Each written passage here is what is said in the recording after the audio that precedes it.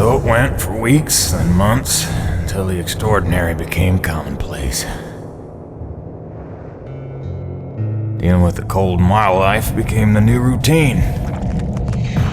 Intense and surreal, but routine. I kept my sanity and wits by not thinking too deeply about what I was seeing and doing.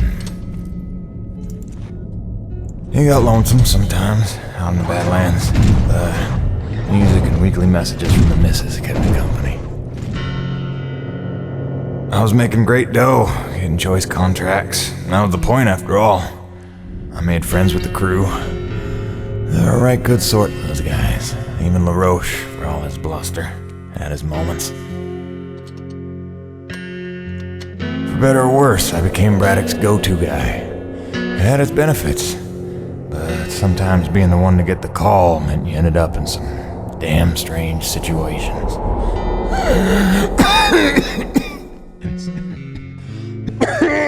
What's wrong? Plenty. Harmonizers aren't a side of juice. The one time I want an acre to attack. Where was I? Something about getting the call. Yeah, right. Well, now you know how hard it is to communicate off-world. In those days, Nivek had a workaround. An antenna relay on the highest peak in the area, so we can call home to Mama with minimal storm interference. It's our lifeline. 2 hours ago, we went offline, and we don't know why. We're effectively cut off from sending and receiving any off-world communications. Some acrid probably got his claws into it. So once again, you expect me to march out there and fight a horde of monsters in a rig without weapons, huh?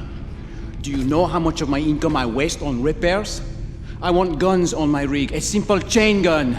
My hands are tied. Nevik regulations. Yes, don't weaponize the construction vehicles, but I mean in this case... Nothing. I'm not gonna jeopardize my operation because of your nerve deficit. It's called hazard pay for a reason. Oh, please. Hey, boss. Just noticed ComSat's offline. Yeah. Mind if I hustle down to the relay station? Give her a gander? I was just talking to Mr. LaRoche about that very thing. Apparently he's got some concerns about making nice with the wildlife. Well, no, I don't want to just snake a man's contract. No. Take it. Get yourself killed. Not for at least double, I mean. Done. What? Be back by supper time.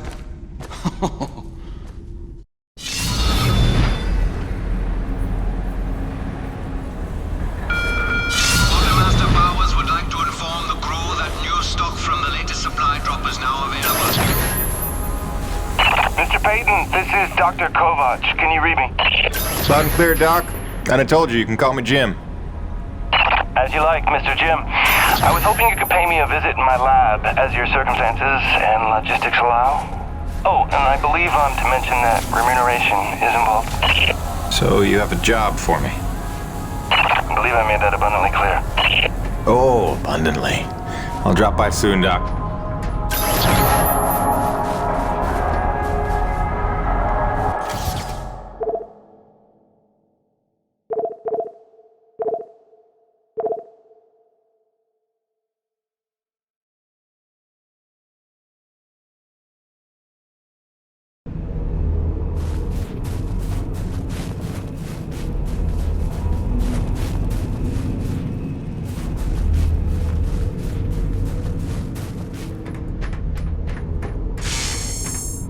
You looking for something specific?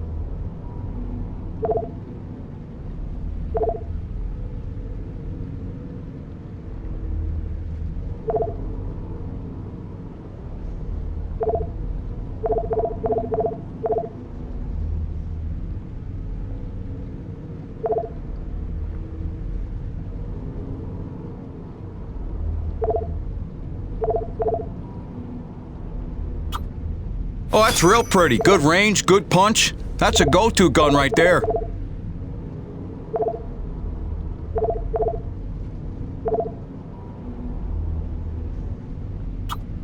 Good. That upgrade's a must in my book. The less you gotta reload, the better, eh? Gil got you rummaging around for scrap, huh? See you later, Jim.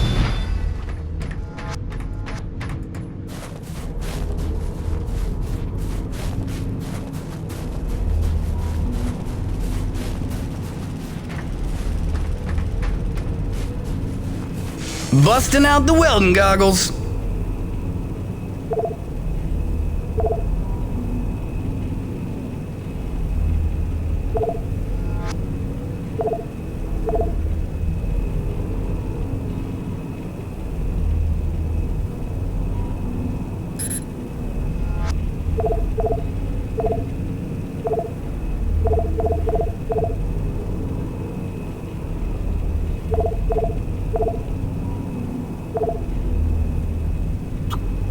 On it. You were gonna dig that one. Oh, you won't be disappointed. Always a pleasure, my man.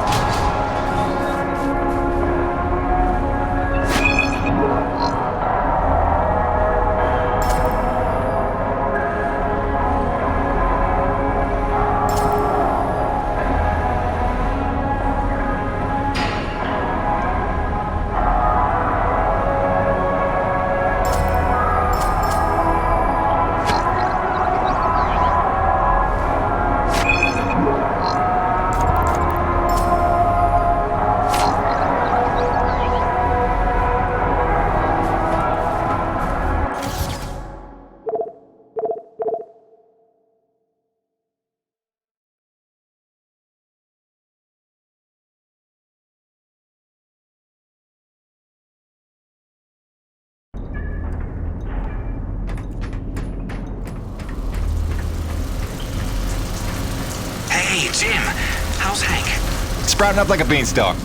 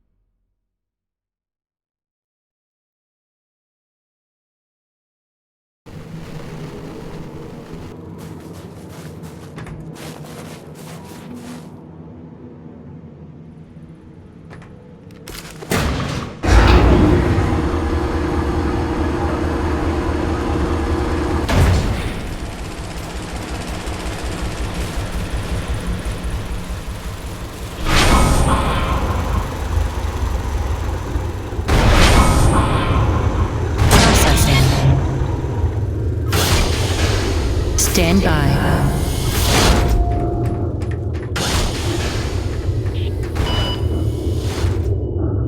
Remember that 800-page questionnaire we all had to fill out before we came to this planet?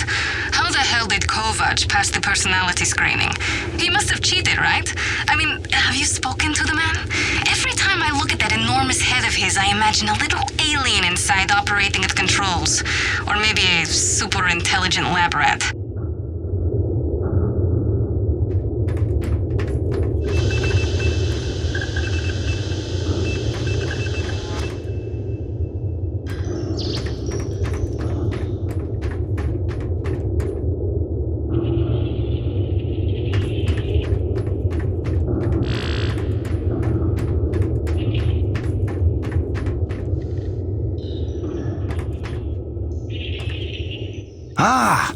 As you are undoubtedly aware, I've been tasked with rendering thermal energy a viable and cost-effective power source.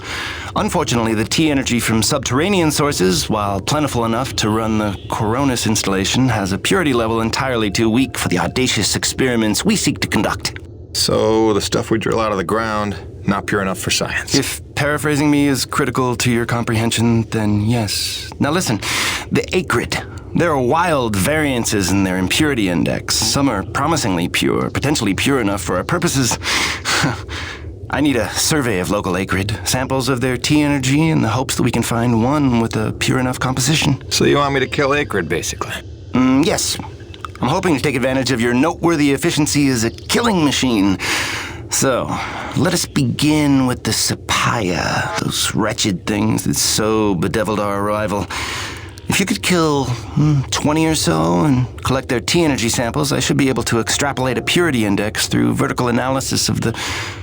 Kill 20 acrid, bring you the spill. That's the gig? All over it. Thanks, Doc. Let me update your map with the best place to look for them based on recent sightings and migration patterns.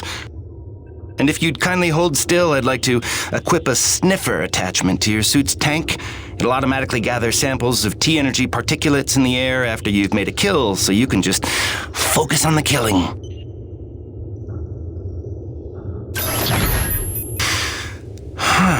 Such pitiable incuriosity.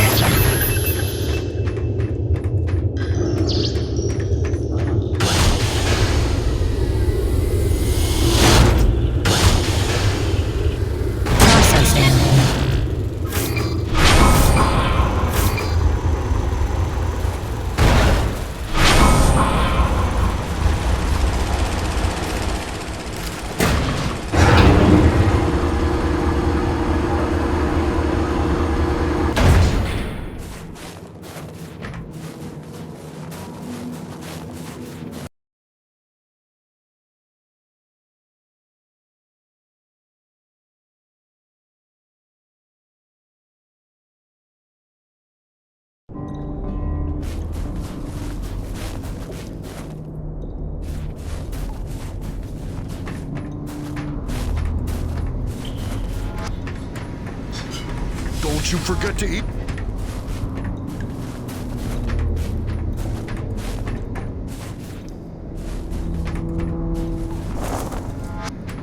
Know why they call him Old Man Braddock? It ain't on account of his age.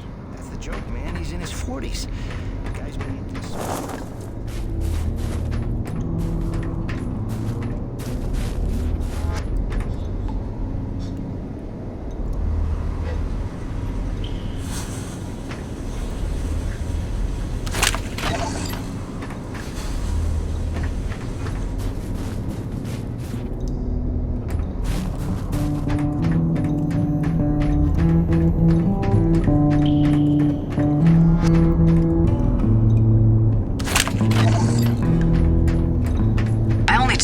Because Braddock didn't seem like too much of a Nevik toady.